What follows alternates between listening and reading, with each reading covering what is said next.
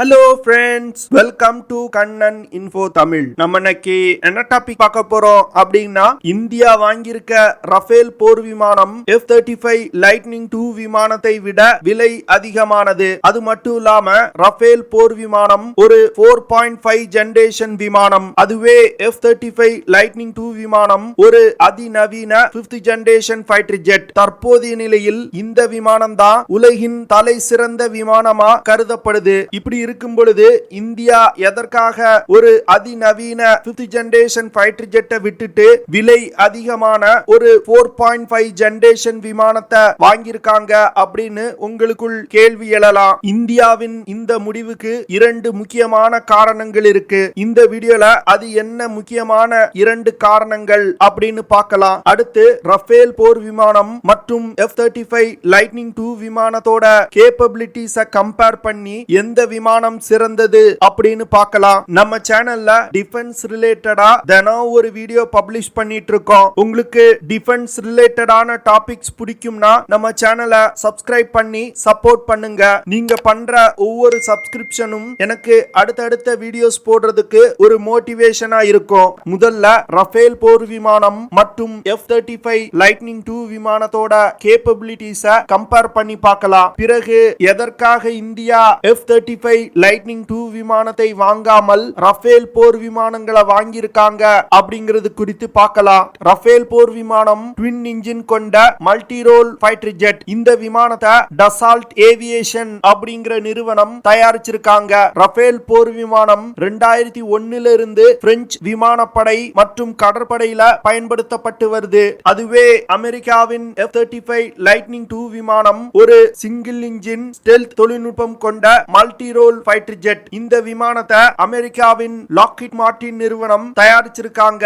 F-35 விமானம் 2015 வருடத்திலிருந்து அமெரிக்க விமானப்படையில பயன்பாட்டில் இருந்து வருது. ரஃபேல் போர் விமானத்தோட எம்டி வெயிட் 10,600 கிலோகிராம். இந்த விமானத்தால அதிகபட்சமா 24,500 கிலோகிராம் எடையை சுமந்து கொண்டு பறக்க முடியும். இந்த விமானத்தை இயக்குறதுக்கு 2 MW8-4E டர்போஃபேன் இன்ஜின் பயன்படுத்தப்பட்டிருக்கு. இந்த இன்ஜினால 75 கிலோ நியூட்டன் த்ரஸ்ட் ப்ரொடியூஸ் பண்ண முடியும். F-35 விமானத்தோட empty wait 13,300 kilogram. இந்த விமானத்தால அதிகபட்சமா 31,700 கிலோகிராம் எடையை சுமந்து கொண்டு பறக்க முடியும். F-35 விமானத்தை இயக்குறதுக்கு ஒரு Pratt and Whitney F-135 PW100 after burning turbofan engine பயன்படுத்தப்பட்டிருக்கு. இந்த இன்ஜினால 191 கிலோ நியூட்டன் த்ரஸ்ட் ப்ரொடியூஸ் பண்ண முடியும். 2 விமானங்களோட இன்ஜின் பெர்ஃபார்மன்ஸை வச்சு பார்க்கும் பொழுது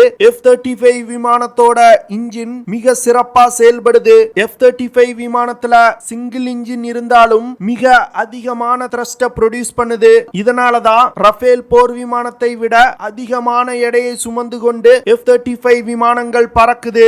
ரஃபேல் போர் விமானத்தால அதிகபட்சமா மாக் 1.8 அப்படிங்கிற வேகத்துல பறக்க முடியும். அதாவது 2200 கிலோமீட்டர்ஸ் பெர் ஹார் வேகத்துல பறக்க முடியும். ரஃபேல் போர் விமானத்தோட compact range 1850 kilometre. Compact range அப்படிங்கிறது இந்த விமானம் மற்றும் இந்த விமானத்துல உள்ள ஆயுதங்களை பயன்படுத்தி எவ்வளவு தூரத்துல உள்ள இலக்குகளை தாக்க முடியுதோ அதுதான் காம்பாக்ட் ரேஞ்ச் அப்படின்னு சொல்லுவாங்க. ரஃபேல் போர் விமானத்தால அதிகபட்சமா 3700 கிலோமீட்டர் தூரம் வரைக்கும் பறக்க முடியும். ரஃபேல் போர் விமானத்தால அதிகபட்சமா 52,000 அடி உயரத்துல பறக்க முடியும். F-35 விமானத்தால அதிகபட்சமா மாக் 1.6 அப்படிங்கிற வேகத்துல பறக்க முடியும். அதாவது 1900 கிலோமீட்டர் பெர் ஹார் வேகத்துல பறக்க முடியும். F-35 விமானத்தால அதிகபட்சமா 2800 கிலோமீட்டர் தூரம் வரைக்கும் பறக்க முடியும். இந்த விமானத்தோட காம்பாக்ட் ரேஞ்ச் 1250 கிலோமீட்டர். F-35 விமானத்தால 50,000 அடி உயரத்துல பறக்க முடியும். விமானம் பறக்கக்கூடிய வேகம், அதிகபட்ச பறத்தல் தூரம், தாக்குதல் தூரம், அதிகபட்ச பறத்தல் உயரம் போன்ற 4 விஷயங்கள்லயுமே ரஃபேல் போர் விமானம் F-35 விமானத்தை விட சிறப்பா செயல்படுது. இந்த 4 விஷயங்களும் தான் எதிரி தாக்குதல்ல இருந்து விமானம் தப்பிப்பதற்கு மிக முக்கியமான காரணங்களாயிருக்கும். ரஃபேல் போர் விமானத்துல 14 ஹார்ட் பாயிண்ட்ஸ் கொடுக்கப்பட்டிருக்கு. இந்த 14 ஹார்ட் பாயிண்ட்ஸை பயன்படுத்தி 9,500 கிலோகிராம் கிலோகிராம் எடை கொண்ட மிசைல்ஸ், பாம்ஸ், கிளஸ்டர் யூனிட்ஸ் போன்ற ஆயுதங்களை எடுத்து சென்று தாக்குதல் நடத்த முடியும். F-35 விமானத்துல 10 ஹார்ட் பாயிண்ட்ஸ் கொடுக்கப்பட்டிருக்கு. அதுல 4 ஹார்ட் பாயிண்ட்ஸ் இன்டர்னல் ஸ்டோரேஜ்ல இருக்கு. விமானத்தோட வெளிப்புறத்துல 6 ஹார்ட் பாயிண்ட்ஸ் கொடுக்கப்பட்டிருக்கு. F-35 விமானத்துல இன்டர்னல் வெப்பன் பேஸ் சிஸ்டம் அப்படிங்கிற தொழில்நுட்பம் பயன்படுத்தப்பட்டிருக்கு. இந்த தொழில்நுட்பம் விமானத்தோட ஸ்டெல்த் திறனை அதிகரிப்பதற்காக பயன்படுத்தப்படுது. இந்த இன்டர்னல் வெப்பன் பேஸ் சிஸ்டத்துல 2600 கிலோகிராம் எடை கொண்ட மிசைல்ஸ், பாம்ஸ் போன்ற ஆயுதங்களை ஸ்டோர் செய்ய முடியும். வெளியில் இருக்கக்கூடிய 6 ஹார்ட் பாயிண்ட்ஸ்ல 6800 கிலோகிராம் எடை கொண்ட மிசைல், பாம்ஸ் போன்ற ஆயுதங்களை எடுத்து சென்று தாக்குதல் நடத்த முடியும். மொத்தமா F-35 விமானத்தால 8200 கிலோகிராம் எடை கொண்ட வெடிபொருட்களை சுமந்து சென்று தாக்குதல் நடத்த முடியும். அடுத்து விமானத்தோட ஆயுதங்களை பார்க்கலாம். ரஃபேல் போர் விமானத்துல 125 ரவுண்ட் ஃபயர் பண்ணக்கூடிய ஒரு 30 mm கேனன் பொருத்தப்பட்டிருக்கு. இந்த விமானத்துல ஏர் to air missile, air to ground missile, air to surface missile போன்ற பல ஆயுதங்களை எடுத்து சென்று தாக்குதல் நடத்த முடியும். ரஃபேல் போர் விமானத்துல MBDA நிறுவனத்தால் தயாரிக்கப்பட்ட மைகா, மிட்டியார், ஸ்டார்ம் ஷேடோ, பேவே 2 போன்ற பல அதிநவீன மிசைல்ஸ் மற்றும் ஆயுதங்கள் இணைக்கப்பட்டிருக்கு. இந்த ஆயுதங்களை பயன்படுத்தி எதிரிகளுக்கு பலத்த சேதத்தை ஏற்படுத்த முடியும். அது மட்டும் இல்லாம ரஃபேல் போர் விமானங்களை பயன்படுத்தி ஒரு அணு ஆயுத தாக்குதலும் நடத்த முடியும். F-35 விமானத்துல 180 ரவுண்ட் ஃபயர் பண்ணக்கூடிய 25 mm கேனன் இணைக்கப்பட்டிருக்கு. இந்த விமானத்திலையும் air to air missile, air to surface missile, anti ship missile, joint direct attack units, precision guided glide bombs போன்ற பல ஆயுதங்கள் இணைக்கப்பட்டிருக்கு. இந்த விமானத்தை பயன்படுத்தி அணு ஆயுத தாக்குதலும் நடத்த முடியும். F-35 விமானத்துல AIM-120 AMRAAM missile, AIM-9X sidewinder missile, spear 3 போன்ற பல அதிநவீன ஆயுதங்கள் இணைக்கப்பட்டிருக்கு.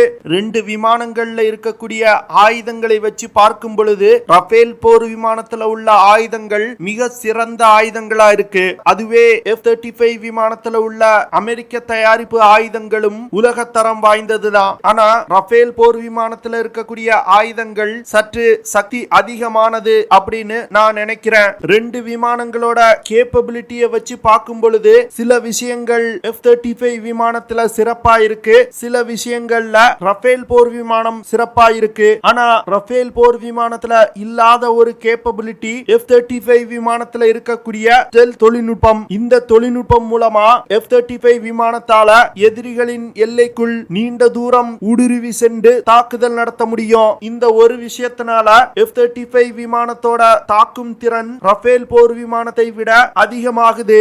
F-35 விமானத்துல இருக்கக்கூடிய ஸ்டெல்த் தொழில்நுட்பம், அதிநவீன இன்ஜின், அதிக எடையை சுமக்கும் திறன் போன்ற விஷயங்களால் ரஃபேல் போர் விமானத்தை விட F-35 விமானம் சிறந்த விமானமாயிருக்கு.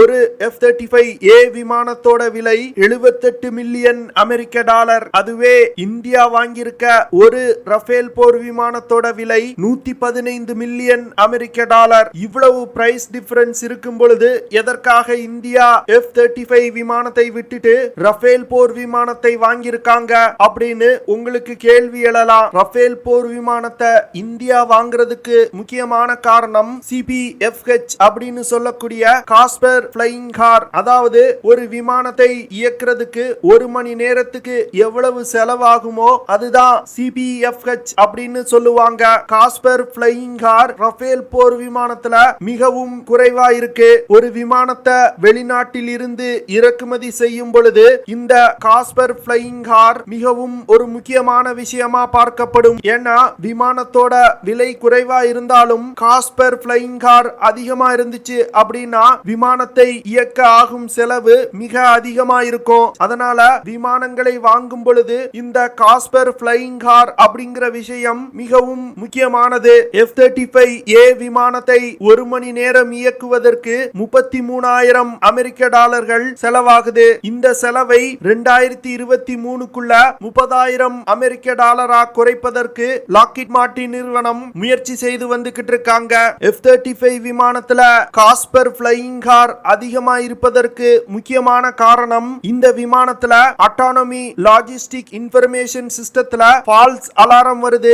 இதனால விமானத்தோட செயல்திறன்ல மிகப்பெரிய மாற்றம் ஏற்படுது. இந்த ஃபால்ஸ் அலாரம் ப்ராப்ளத்தை லாக்ஹீட் மார்ட்டின் நிறுவனம் சரி செய்வதற்கு முயற்சி செய்து வந்துகிட்டு இருக்காங்க.